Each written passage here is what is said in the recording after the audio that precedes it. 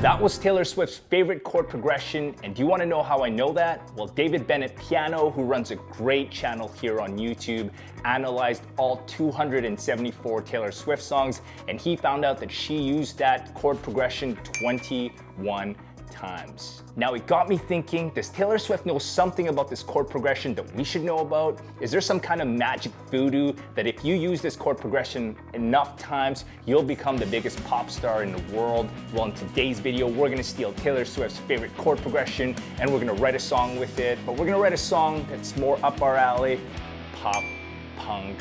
Let's go.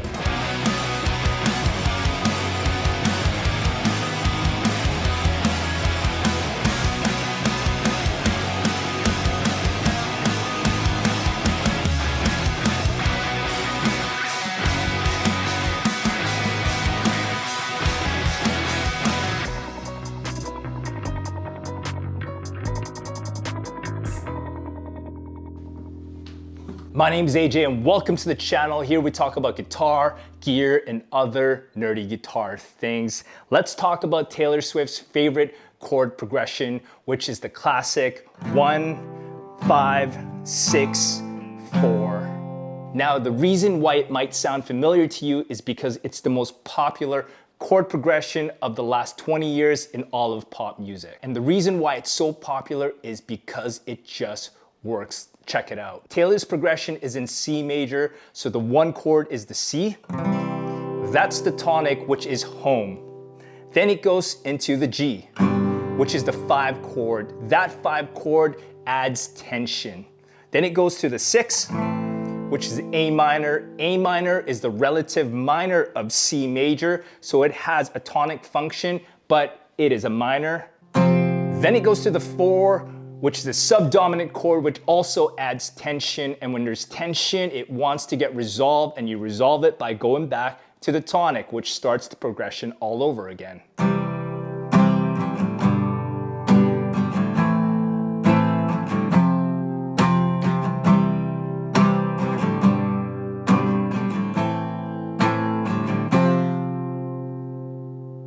Now that we know why it sounds so good and why it's so common and why Taylor Swift loves it, let's use it ourselves and let's write a pop punk song. Let's go into Logic Pro.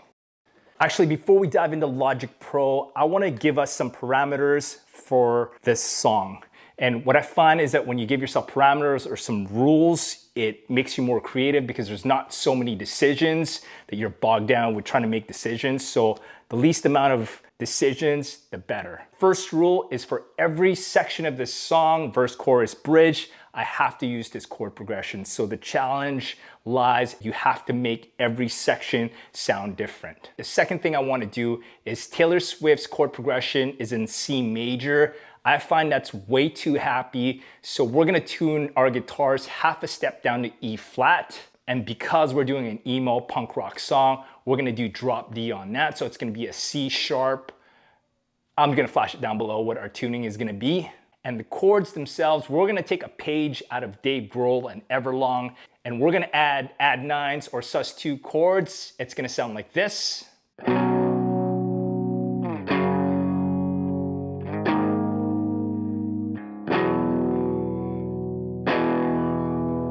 And I've chosen 150 as our BPM for this song. With all of that out of the way, let's go into Logic. All right, we are in Logic Pro, and the first thing I always do when I'm writing a song is I come up with the basic drum groove. And for drums, I use MIDI drums. I use Easy Drummer 3 because it sounds fantastic. Inside Easy Drummer 3, it has just some stock drum kits, but you could also buy expansion pack. And I bought an expansion pack called Pop Punk, which was produced by John Feldmann, which is gonna work well for this song. So we're gonna use that. And underneath the John Feldmann drop-down menu, there's a preset called Roomy Goodness. Just sounds so good. The first thing I always do, I do a hi-hat count at bar 2. and then I pick a groove. Not sponsored, but I saw this online on Instagram, a company called Ugritone. Sorry if I'm pronouncing that wrong. I'm a big fan. They're going out of business, but they're selling everything that they own on their website for super cheap. So I picked up this MIDI pack called Emo Core for $2. And so I bought it and I found this beat called Beat Breakdown. In Easy Drummer 3, you can audition the grooves and then you can basically drop and drag them onto the timeline. So I like that. That's the basic groove of our song. I'm gonna mess around with it a little bit more. You can draw in some of the notes that might be wrong. There's also a function in Logic. You can go MIDI transform, you can go humanize, and if you select and operate all, it basically changes the dynamics. It takes it off the grid a little bit, so it's not so drum machine-like.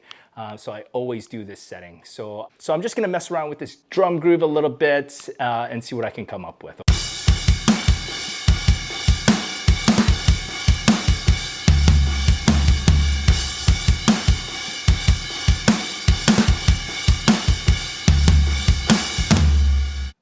And so what I always do as well is I will bus all of these drums into a drum bus. And on that drum bus, I just did some EQing. I boosted 200, which is the fundamental frequency of the snare. And I added a little compressor, which is just a stock Logic compressor, which models, I think, the DBX 160. And I'm just hitting it with about 3 dB of gain reduction.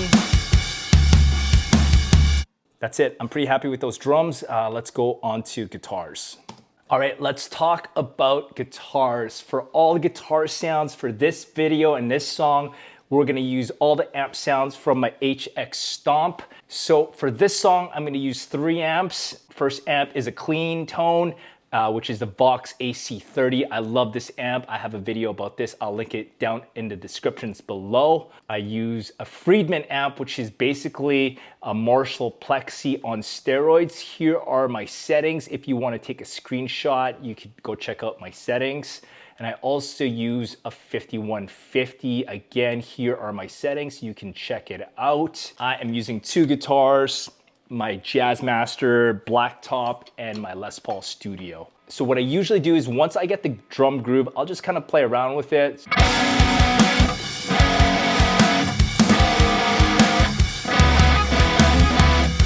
I'm gonna go track that real quick.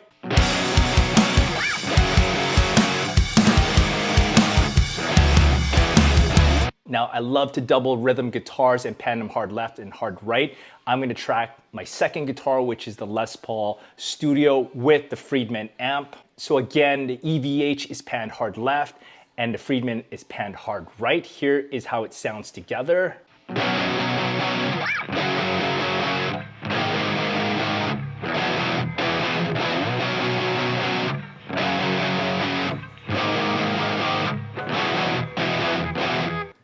Panning them hard left and hard right and using 2 different amps and 2 different guitars makes it sound huge. The next thing I wanted to do is come up with like a top line, lead line. And for this song, I just kind of came up with like this little noodle kind of thing. It sounds like this.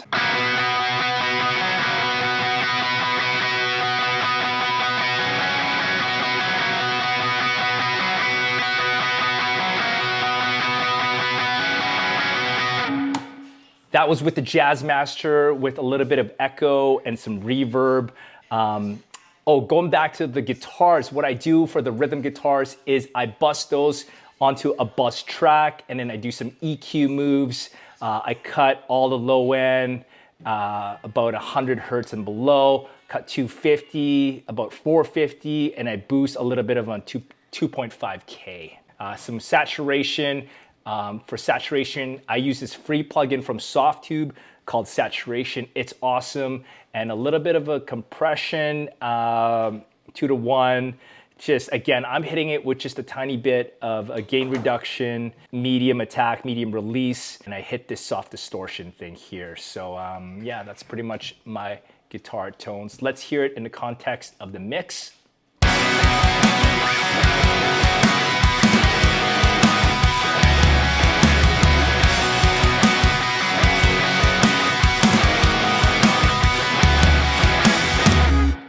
All right, let's talk about bass sounds. I have my bass track already recorded, and for bass, I keep it super simple. I use my Fender P-Bass, which is made in Mexico. And for the amp sounds, I go directly into my Apollo Twin, and I pull up console, and I use an Ampeg model, and then I hit it with an 1176 compressor. And this is what it sounds like solo.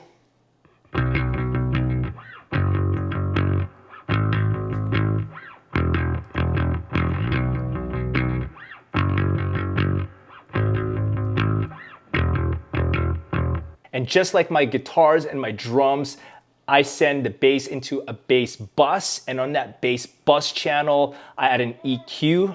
I cut all the low end from 50 hertz and below. I cut about 120 and about 200, and I boost 1K. I also throw this amazing plug-in, the CLA bass. It just adds a special thing. This is without. This is with.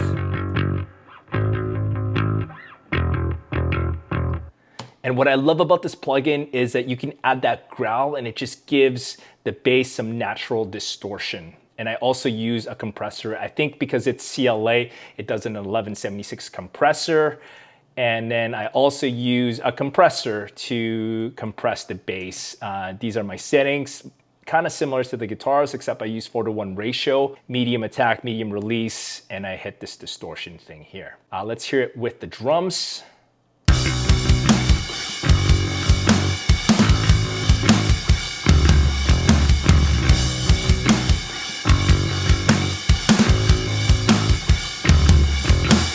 Throw the song.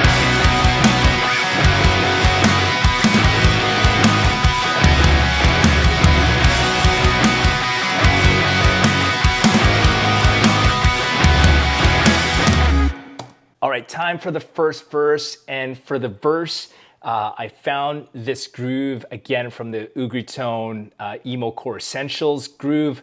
It's such a cool groove. It kind of gives me Travis Barker-like vibes. Check it out.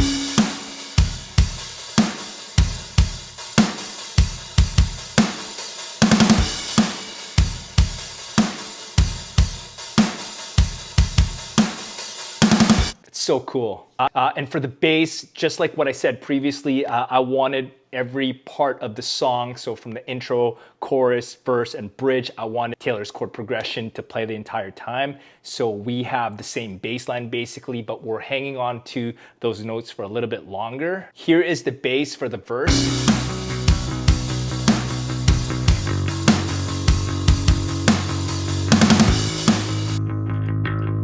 Solo. So it's basically the same chord progression.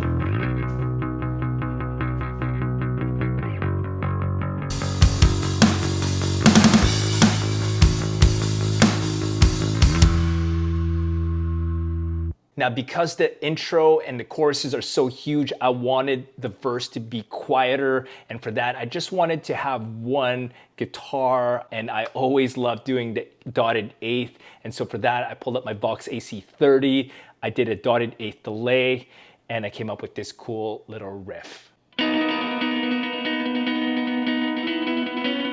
love the dotted eighth because it gives it some rhythm, and it just gives it some movement.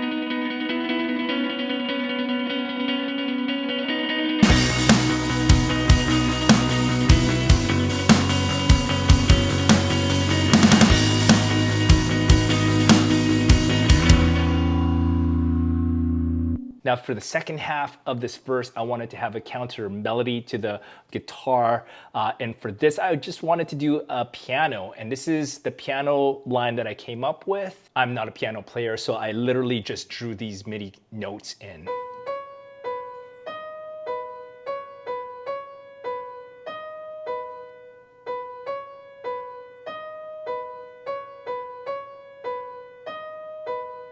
And I just kind of wanted to have something memorable that you can sing along to and just keep it sparse and melodic.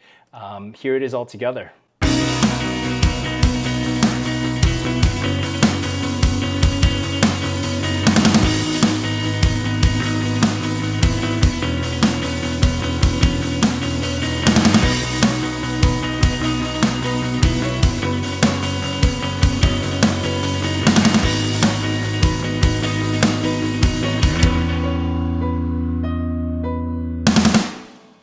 So the first chorus is exactly the same as the intro, so I just recorded all those parts again.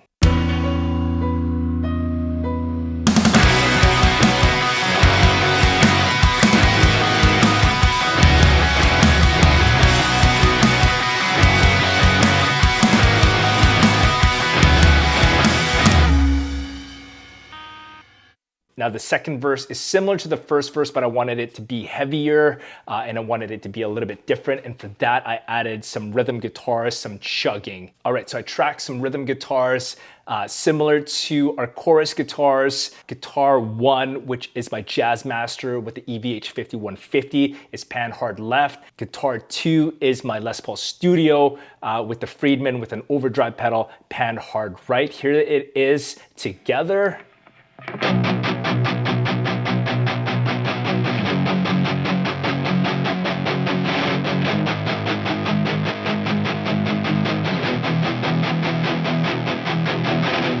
And I send those guitars to their own bus channel. I cut all the low end up to 110 or 116, 250 cut, 450 cut, and I boosted 2.5K. So it's similar to the other guitars. I added saturation with the saturation knob from Softtube and a little compression with all the instruments. Here's what the chugging sounds like.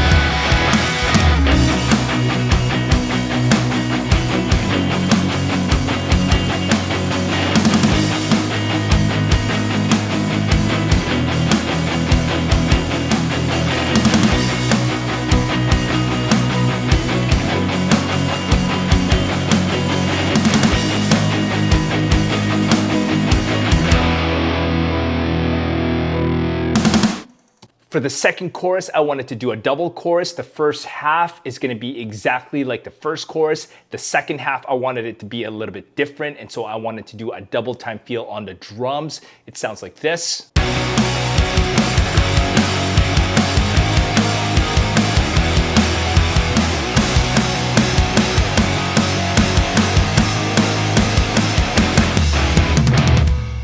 And for the lead guitar, I wanted to do something a little bit different, and I wanted to do something emo. And what's more emo than adding octave lead lines? Check it out.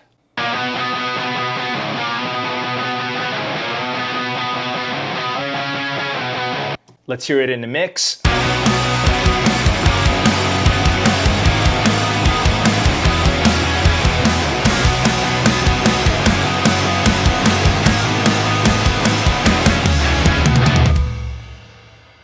Let's talk about my favorite section in the whole song, and that's the bridge or the breakdown. I wanted to take this part of the song in a different direction from the verse and the chorus, and it's difficult to do this when you're using the same chord progression as the verse and the chorus. But in order to have a different sonic palette, I wanted to bring in some electronic drums, and I wanted to bring in a trap beat. With the trap beat, I was going for a Post Malone MGK vibe. This is what it sounds like.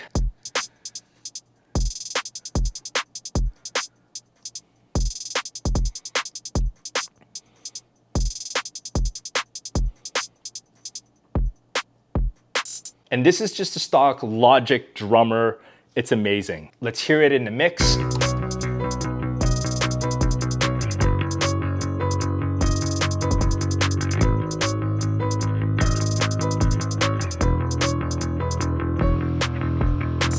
I also wanted to add a little bit more movement in here, and so I wanted to add another MIDI instrument, and so I just took the synth and I added an arpeggiator in it. It sounds like this.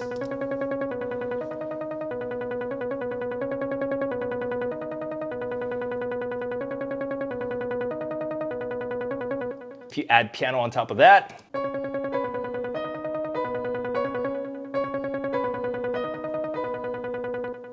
and then I wanted to do one more thing. I wanted to add a guitar, and with the guitar, I did a reverse delay, and I just played this kind of little thing, and I added some filters. It sounds like this.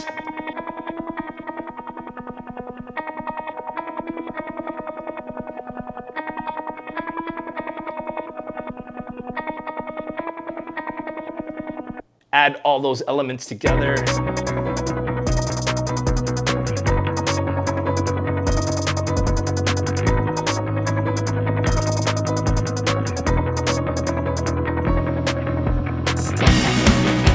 And I just wanted a big build to the last chorus.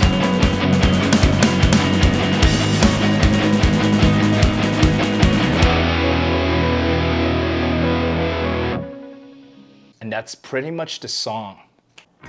That was a lot of fun. If you like this song, if you are a singer, if you want to do something with this song and you want to work with me, shoot me a message, shoot me a DM. All my socials and the way to contact me is in the description below. I want to say thank you again to David Bennett Piano.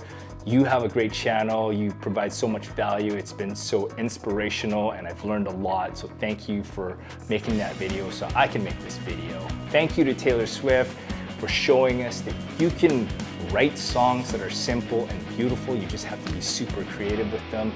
So we should take a page out of her book. If you made it to the end of the video, I appreciate you guys so much. If you found any value in this content, please consider liking and subscribing. Hit that bell for notifications. I will see you guys in the next video. Pick up that guitar and let's go.